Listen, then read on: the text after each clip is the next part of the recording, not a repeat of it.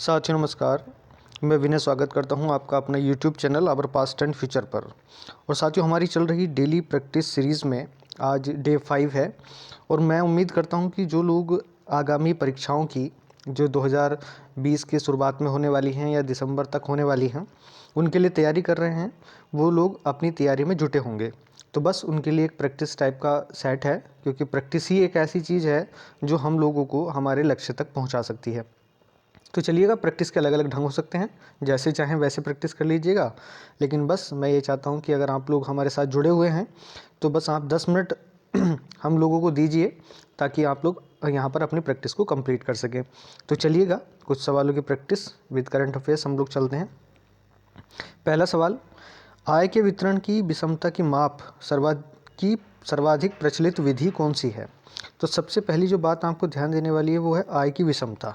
तो जिस विषय से हम लोग जुड़ी हुई बात कर रहे हैं वो है डिस्ट्रीब्यूशन ऑफ जो इनकम है। तो आय, आप देखते हैं कि कुछ लोगों की आय इतनी ज़्यादा है कि वो बहुत सारे लोगों के बराबर ही अकेले कमा लेते हैं, और कुछ हिंदुस्तान में लोग ऐसे हैं जिनकी आय अपना खुद का रोजगार चलाने की भी नहीं है या अपना परिवार चलाने की भी नहीं है। तो इस प्रकार की विषमता की माप के लिए आपको सर्वाधिक प्रचलित विधि जो नज़र आती है वो है गिनी गुणांक या गिनी कॉफिशिएंट। तो इसके बारे में तो मैं बाद में डिस्कशन करूँगा। वैसे ये गिनी नाम से अर्थशास्त्री ही थे जिन्होंने इस गुणांक को बनाया। और इसी के साथ जुड़ा हुआ है एक और लॉरेंज कर्व। तो लॉरेंज कर्व है या फिर गिनी गुणांक है, दोनों ही जुड़े हुए हैं आय की विषमता के साथ। तो वो सारी चीज़ें आप लोग देख सकते हैं कि गिनी गुणांक और लॉरेंज कर्व आय की विषमता से जुड़े हुए हैं। बस इतनी सी बात इसमें ध्यान रखनी है। नेक्स्ट सवाल, प्रच्छन्न बेरोजगारी से तात्पर्य क्या है? तो प्रच्छन्न बेरोजगारी या इसे छिपी बेरोजगारी भी आप लोग कह सकते हैं। तो जिसमें कोई चीज़ सामने नहीं होती उसको हम प्रच्छन्न कहते हैं। जैसे एक सवाल आपको मैं बताऊं, जैसे ये शब्द है प्रच्छन्न, तो एक इसके अगर हम लोग लगाएं बोध, तो प्रच्छन्न बोध किसको कहा जाता है? तो प्रच्छन्न बोध के लिए जो मामला है, ये जो शब्द इस्तेमाल किया जाता है वो आदि गुरु शंकराचार्य के लिए प्रयोग होता है। शंकराचार्य को इसलिए क्योंकि आप देखेंगे कि काफ़ी हद तक शंकराचार्य ने बौद्ध सिद्धांतों को फॉलो भी किया। तो ये बातें इसलिए इम्पोर्टेंट हैं। तो आपको ध्यान रखने की प्रच्छन्न बोध किसको कहा जाता है? आदि गुरु शंकराचार्य को। साथ ही प्रच्छन्न बेरोजगारी से अब क्या तात्पर्य है? तो आप देखेंगे किसी कार्य में जिसमें कम व्यक्ति लग सकते हैं, तो किसी कार्य में जिसमें कम व्यक्ति काम कर सकते हैं उसमें अधिक व्यक्तियों का लगा रहना, तो ये भी एक तरीके की बेरोजगारी है। अगर आप लोग देखें कि जिस काम में दो लोग काम कर सकते थे, वहाँ अगर 3 लोगों को लगाया जाए, 4 लोगों को लगाया जाए, तो वो एक प्रकार की छिपी बेरोजगारी है। क्योंकि जो इनकम जनरेट होगी वहाँ से या जो प्रोडक्शन वहाँ से होगा वो ऑटोमेटिकली वहाँ पर डिस्ट्रीब्यूशन उसका कम कम हो जाएगा। तो जैसे इसका सबसे बेहतर उदाहरण आपको मिलता है एग्रीकल्चर में, खेती में। तो जैसे किसी परिवार में अगर 2 लोग हैं तो 2 लोग भी खेती में लगे हुए हैं, 10 लोग हैं तो 10 के 10 लोग भी खेती में लगे हुए हैं। तो इस प्रकार की जो बेरोजगारी है वो आप देखेंगे कि विकासशील देशों में ज़्यादा मिलती है, विकसित देशों में नहीं। तो विकसित देशों में अलग प्रकार की बेरोजगारी होती है, जैसे चक्रीय बेरोजगारी या संरचनात्मक बेरोजगारी, तो वो विकसित देशों में पाई जाती है। तो 3 सवाल आपको ध्यान रखने हैं, प्रच्छन्न बोध और प्रच्छन्न बेरोजगारी क्या है, और साथ ही साथ ये किस प्रकार के देशों में पाई जाती है। तो चलिएगा अगला सवाल देखते हैं। भारत के किस संविधान संशोधन का कौन सा एक संशोधन संघ शासित प्रदेश दिल्ली को दिल्ली राजधानी क्षेत्र में संपरिवर्तित करता है? तो आप अच्छा खासा उदाहरण देखते हैं कि Delhi NCR national capital region, तो इसमें कन्वर्ट कर दिया गया था दिल्ली को। और ये संविधान संशोधन था 69th संविधान संशोधन 1992। और आर्टिकल आपको विशेष तौर से याद कर लेना है। आर्टिकल नंबर है 239AA, जिसके तहत दिल्ली को विशेष राज्य का दर्जा दे दिया गया था, एक ये। और 69 संविधान संशोधन 1992 में क्या हुआ, जिसको दिल्ली NCR घोषित कर दिया गया। तो ये बातें आपको यहाँ पे ध्यान रखनी है। और साथ ही साथ आपको ये देखना है कि दिल्ली जो क्षेत्र है केंद्र शासित प्रदेश, यहाँ पर विधानसभा भी होती है, पुदुचेरी में भी होती है। तो अभी जो परिवर्तन हुए हैं जम्मू कश्मीर और लद्दाख, उसको हम बाद में देखेंगे। फ़िलहाल जो जानकारी थी कि अभी दिल्ली और पुदुचेरी में दोनों में विधानसभाएं भी होती हैं और दोनों ही विधानसभाओं के निर्वाचित सदस्य भाग लेते हैं राष्ट्रपति इलेक्शन में। ये बात भी आपको ध्यान रखनी है। खैर, नेक्स्ट सवाल, अब तक देश में कितनी बार आपातकाल ये लगाया गया है? तो आपको मैं बता दूं कि 3 प्रकार के आपातकाल होते हैं।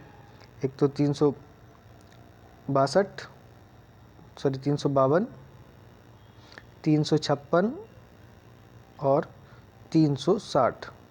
तो 3 प्रकार के आपातकाल की भारत में बात की गई है। 352 में क्या है? 352 में यही है जो राष्ट्रीय आपात जिसकी हम बात कर रहे हैं, इसको राष्ट्रीय आपात भी बोलते हैं।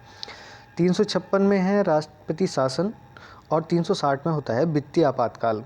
तीनों के लिए ही अलग अलग कंडीशन है, लेकिन हम लोग अभी जिस बात पे चर्चा कर रहे हैं वो है आर्टिकल 352 यानी कि राष्ट्रीय आपातकाल। राष्ट्रीय आपातकाल आप लोग देखेंगे कि ये 352 के तहत लगाया जाता है और अभी तक भारत में इसको 3 बार अप्लाई किया जा चुका है। पहला, जब 1962 हुआ भारत का चीन के साथ युद्ध, तब 1971 भारत पाकिस्तान युद्ध और 1975 इंदिरा गांधी के समय इमरजेंसी लगा दी गई। तो ये 3 घटनाएं हुई हैं अभी तक देश में, जब देश में आपातकाल की घोषणा की जा चुकी है।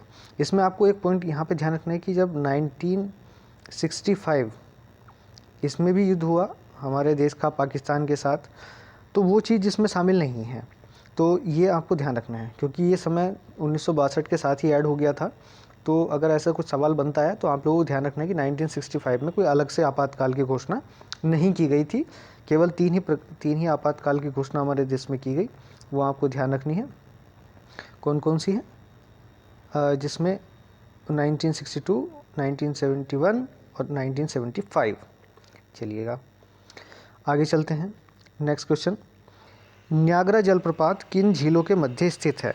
तो न्यागरा जलप्रपात आप देखेंगे इरी और ओंटारियो।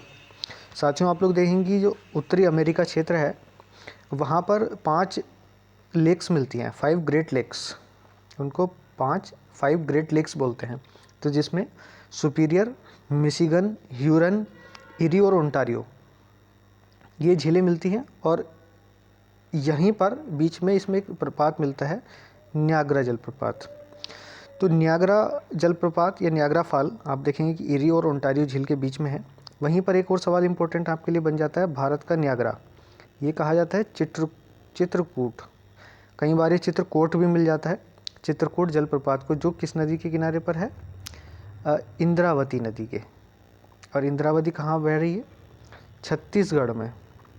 तो आपको ये ध्यान रखना है कि भारत का जो न्यागरा जलप्रपात है वो चित्रकूट या चित्रकोट जलप्रपात कहा जाता है, जो इंद्रावती नदी में है छत्तीसगढ़ में। ये आपको ध्यान रखना है। नेक्स्ट सवाल, वाशिंगटन डीसी किस नदी के किनारे स्थित है? तो राइट आंसर इज पोटमैक। पोटमैक नदी है, वाशिंगटन डीसी इसी नदी के किनारे है।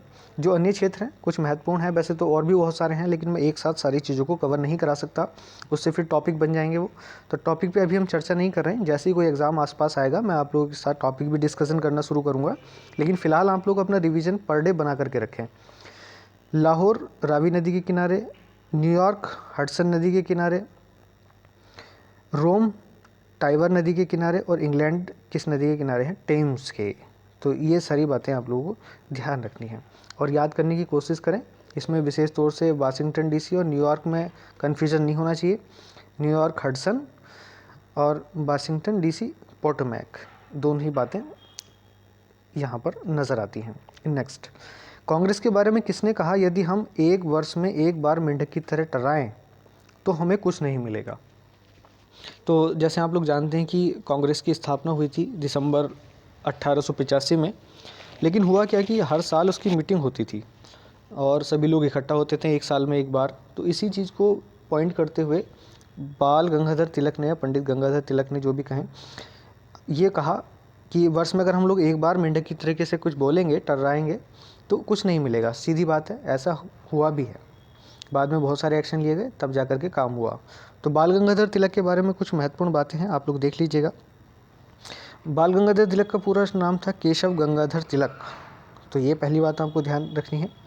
और 1956 में जन्म और 1920 में इनकी डेथ हो गई थी। तो ये बात आपको ध्यान रखनी है। उसी के साथ इनकी एक उपाधि थी लोकमान्य इस नाम से, और इनकी पुस्तक the Arctic homes in Vedas.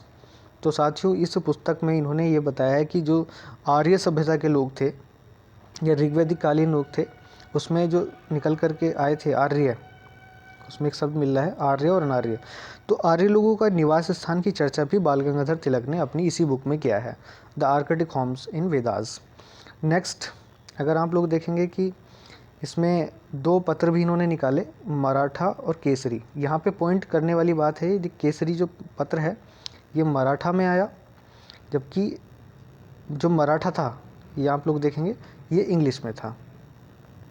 तो दोनों उल्टे हैं, मराठा का प्रकाशन अंग्रेजी भाषा में और केसरी जो पत्र था उसका प्रकाशन मराठा भाषा में ये किया गया है। तो ये पॉइंट यहाँ पे आपको ध्यान रखने वाले हैं। और इसी के साथ साथ 2 उत्सव भी इन्होंने मनाने शुरू किए, गणेश उत्सव और शिवाजी उत्सव। तो ये 2 उत्सव भी आप लोगों को साथ में पढ़ लेने हैं। चलिएगा आगे देखते हैं। तीसरा और जो लास्ट वाला पॉइंट है हमारा, वो हमारा करंट सेक्शन का है, जो अभी आई हुई हैं और पिछले कुछ महीने में ये घटित हुई हैं। उन सारी चीज़ों को लेकर के हम लोगों ने यहाँ पे एक छोटा सा पॉइंट बना दिया है। भारत के किस रेलवे जोन ने भारत का पहला ऊर्जा तटस्थ रेलवे जोन घोषित किया है? तो ये है दक्षिण मध्य रेलवे सिकंदराबाद। साथियों हर रेल के मंडल का मुख्यालय है, जोन का मुख्यालय है, तो ऐसे ही दक्षिण मध्य रेलवे का जो मुख्यालय है वो है सिकंदराबाद। और वैसे तो और भी जोन को तटस्थ घोषित किया गया है, इसके साथ साथ 13, लेकिन कुल मिलाकर के जो भारत का पहला ऊर्जा तटस्थ या न्यूट्रल रेलवे जोन कहा गया वो कहा गया सिकंदराबाद। न्यूट्रल का मतलब ये है कि इसको जो एनर्जी चाहिए अपनी ऊर्जा, वो इसको किसी भी बाहरी सोर्स पर ये आधारित नहीं है, अपनी खुद सोलर पैनल्स लगे हुए हैं और इस तरीके से इसको न्यूट्रल कहा गया है, ना किसी से लेना है ना किसी से देना है। चलिएगा, विश्व शांति सूचकांक 2020 में भारत की रैंक क्या थी? तो 139 इसमें रैंक थी। पहला देश आइसलैंड और अंतिम स्थान अफगानिस्तान का था और टोटल देश जो शामिल किए गए थे 163, ये आपको ध्यान रखना है। नेक्स्ट, अप्रैल 2020 में पेट्रोलियम उत्पादों पर कोविड-19 उपकर लगाने वाला भारत का प्रथम राज्य कौन सा था? तो वो आपको याद रखना है नागालैंड। नागालैंड पहला राज्य बना जिसने पेट्रोलियम उत्पादों पर एक उपकर लगाया, सब टैक्स लगाया, वो था नागालैंड। नागालैंड हालांकि पूर्वोत्तर क्षेत्र है, पूर्वोत्तर का राज्य है, यहाँ पर बहुत सारी दिक्कतें भी रहती हैं, लेकिन फिर भी आप लोग इसको याद कर लीजिएगा एक बार।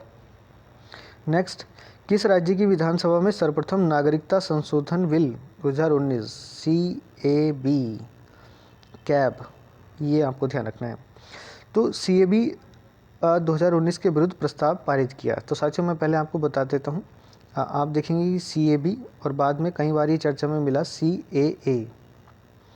तो इसमें बस थोड़ा सा ये अंतर है A का और B का। तो जो है CAB सिटीजनशिप अमेंडमेंट बिल और CAA सिटीजनशिप अमेंडमेंट एक्ट। तो कोई भी बिल जो संसद में पास हो जाता है वो बाद में क्या बन जाता है? एक्ट। तो ये आपको देखना है कि कोई भी बिल बाद में एक्ट कन्वर्ट हो जाता है। तो सबसे पहले एज ए बिल वो आता है और बाद में वो अनुमति मिलने के बाद जब पास हो जाता है तो एक्ट बन जाता है। चलिएगा, खैर ये तो हुई यहाँ की बात। इस संशोधन बिल की 1900 के विरुद्ध जो प्रस्ताव लेकर के पहला राज्य आया वो था केरला, और साथ ही साथ उत्तर प्रदेश ऐसा राज्य बना पहला जिसने नागरिकता के पात्र प्रवासियों को शॉर्टलिस्ट करने की प्रक्रिया आरंभ की। तो इस तरीके से आप लोगों को 2 सवाल यहाँ पे भी मिल जाते हैं, और ये सवाल आपके लिए इम्पोर्टेंट भी हैं और कामगर भी हैं। तो ये सारी चीज़ें आप एक बार देख लीजिएगा, और जितने भी पिछले सवाल आपके साथ पूछे जा रहे हैं उन सवालों को याद भी करिएगा और ये सारी चीज़ें तैयार करते रहिएगा। मैं अगली वीडियो के साथ कल फिर हाजिर होऊंगा, तब तक के लिए धन्यवाद। जय हिंद।